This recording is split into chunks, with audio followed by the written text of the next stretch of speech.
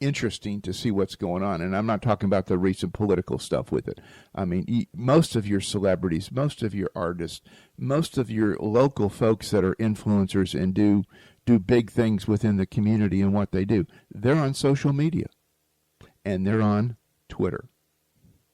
And as you said, it is a fast site, and it does take a little bit of time to learn that site as well. And it moves quick. And one of the things you can do if you want to just really start following influencers, you can go on Twitter and start following people that are, you look up to, that you respect within your industry. You don't even need to start posting, but you can start gathering information from them as well. That's a great. Exactly. Do your research. Do your homework. Mm-hmm. Find out what's happening. Who are the people that are in your business, in your concentration, your focus? What are they doing? How many times a day are they posting? All sites on that. And just do your homework. Keep studying. And, you're so spot on that. And with LinkedIn, this is where you have to understand the tonality of the site, because it is so different from Facebook.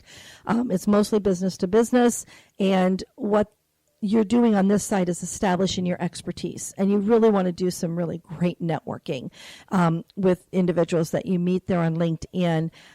Things that you can post on LinkedIn is, things about your business, about, what your products and services, not selling them, but just sharing maybe some testimonials or videos, even maybe some white papers or a link to a video series or an audio or something along that line that people can then gain more knowledge from what you offer. Again, you don't want to be posting probably just 3 times a week is all you really need to be posting on LinkedIn, but you do need to make sure you're constantly monitoring them when we say this. So, yeah, and monitoring means looking for people that are commenting back to you so you can address them and let people know that you are attentive and proactive. Mm-hmm.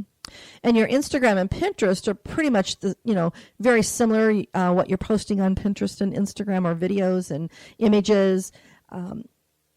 Instagram, maybe 3 times a day, they say, a lot of hashtags being used on Instagram. We talked about that on our hashtag show a couple of weeks ago. So definitely go into our podcast there on talknetworkradio.com and click on So Social Radio Show, and you can pull up the show we did on hashtags. We talked a lot about that, especially on Instagram. And of course, Pinterest is, they're saying 5 times a week, because, but I know myself, when I get on Pinterest, I tend to do a lot of pinning at one time. So, again, I'm building my boards. It's a virtual bulletin board is what Pinterest is. Yeah, but that's another one of those sites like Twitter. It moves so fast. I mean, you can do it and walk back to get a drink of water, a cup of coffee, or a soda, and you can't find where you were. And what's the most important thing, Richard, on Pinterest? Increasing links back to your website. Getting more visibility. Increasing the visibility. You're absolutely right. Yeah, great for search engine optimization. Everybody that comes back from it it's amazing on that. And they will click. And then there's YouTube. Another Google-owned property. And the interesting thing about YouTube,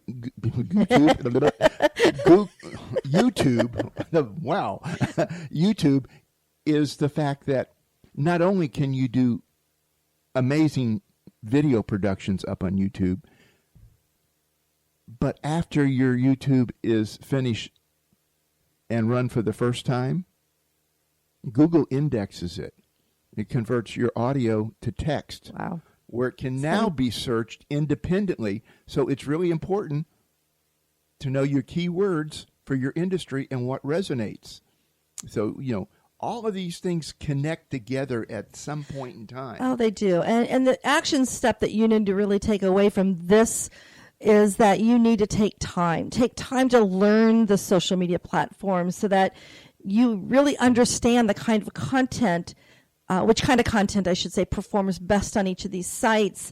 As we said, each site has its own tonality, so remember that.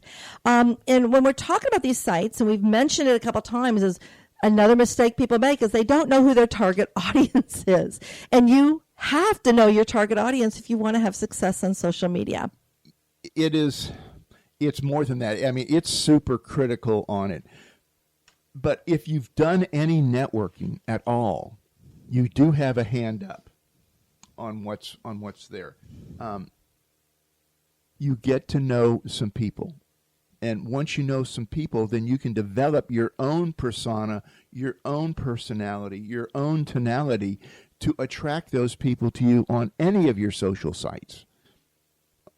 If it's video, you got to be true to yourself. If it's writing, you got to be true to yourself. It all happens together in one facet. Again, it takes time. And most of us, especially me, are impatient. We want it yesterday. Well, what are some tips that someone can really use to determine who their ideal client is? Well, the first tip is I would start with analyzing your posts that you've already got up there. Okay? See who is commenting on them, who's reacting. And then, you can find out who they are and go back and look at their pages, their profiles in that. You can do the same thing across the board. There are analytics with every one of these sites. So always look from a macro standpoint. When you make a post, when you make a video, when you do a pin, look at what it says. How many people were attracted to it? Okay? Mm-hmm. How many links did you get back to your website? Your website's a closing page. That's what your website's there for. Everything else, we can kind of look at it as search engine optimization. It's getting your name out there in front of people where people will click to come back. SEO is great. Which is search engine optimization. Mm-hmm. But it's useless if you can't get a click on it. You can be number one. Okay, yeah. But if they won't click on what you're saying, you can use all these guru type things up there to get to the top. But if nobody's clicking on it, it's a waste. So you have to know your audience and what they want. Yeah, and so what I'm hearing is that the action step you need to take is to really determine who your consumer or client is by, determining what your product or service serves. So who your product or service serves. Absolutely.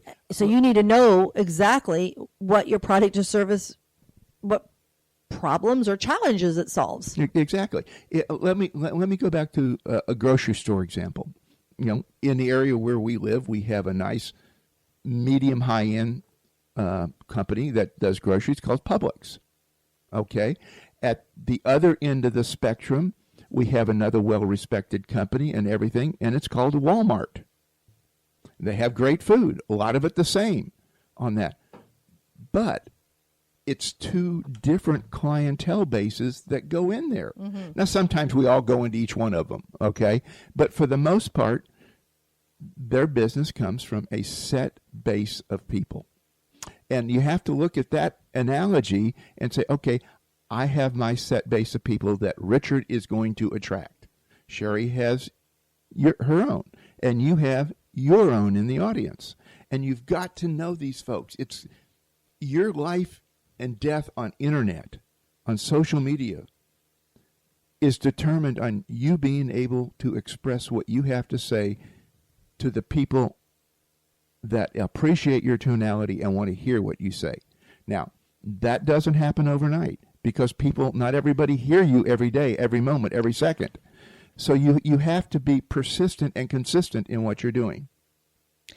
So much so. So in order to make sure you are definitely reaching those that you want to attract, you have to be so clear in who you serve so that you can serve more of those. Absolutely. Do not, under any circumstance, regardless of the site, ignore your tribe, your people. Do not do it. That's another big mistake I see and I hear is ignoring your followers, your connections, your fans. Yeah. Yeah. We all know what a funnel looks like. We've all used a funnel at some time around the house, or put gas in the lawnmower through a funnel, or whatever. Okay, it's that cone shape. Yes. Yeah, on that. So we're so used to having this great big audience above us. A water that you're going to try to measure through a funnel to get into a bottle or something around the house. So the big swirl here and trying to take it and throw it down that little hole. Down. That's what we're used to. Okay? And marketing is not that way anymore. It is flipped. Unfortunately. It's still a great system for some people, but now we have a few people, due to social media, we have a few people that are going through the narrow end of the funnel. Our tribe are people that like us. and now as they come through, they have this total expanse of social media to get to know us with. So you're saying that funnel, which is the cone, has flipped. Absolutely so. It's upside down. The narrow end's at top now. Yeah. You're pulling them through one at a time. You have all these people that, we want to reach. And all it takes is us having a few people that really trust us and that we built relationships with to help us to expand that reach. And that is what makes social media so powerful. So we have to make sure that we're not ignoring that audience, that loyal followers and fans, because they're the ones that are going to help us by sharing, by communicating with us. So when we say don't make the mistake of ignoring them, what we're saying is the action step you need to take is to start responding to everyone that starts engaging with you, and you focus on building relationships, not selling to them. Because those relationships that you build are the one they're going to start now sharing your message for you. That's powerful. No, that's when you have that team, that pack of supporters that go out and support you. But really, it's not just a one-on-one situation. It's really a tribe. And if the tribe gets together, everybody supports everybody else within the tribe. Definitely. Most definitely. So, Cheri, you bring somebody to me. I bring somebody to Jeff. Jeff brings somebody somewhere else. And you put it all together that way. Mm-hmm. Well, and I hear so many people say, I'm on social media because I really want to make money, by growing my business and making money. And I see all these companies that are being successful, or at least saying they're successful, because of social media. And trust me, there are a number of them. We've had some great success in what we've done over the years, or we wouldn't be doing it, Absolutely. But it's constant. You can't just do one thing and then forget about it. You have to continue understanding or staying consistently on these platforms and consistently tweaking your message, tweaking your plan, your purpose, everything, because it's going to be changing, because these sites are changing. They're always evolving. And that's why I like to say what I do for my clients is I help you navigate through that ever-evolving maze of social media. This is what we need to stay focused on. And we need to understand that, yes, there are people that are successful, but on that flip side, so many are struggling. And it all starts because you're not connecting with your target audience online, and you have to do that before you can communicate. Connecting is what presents the possibility. Communicating is what opens up the opportunities. Absolutely so. I want to get back to what you were saying there for just a second. When you're talking about attracting people and keeping everything new and fresh, you look at the automobile industry. Every year they come out with new models, new shapes, new colors, and we're right in the middle of every automotive company out there is selling on TV right now and radio and all these type of things. So we have to do the same thing. We have to refresh ourselves just like the major brands out there, not just the automobile industry. We're coming up on the holiday season. Guess what's going to be happening here with the clothes and all that stuff there, the holiday gifts.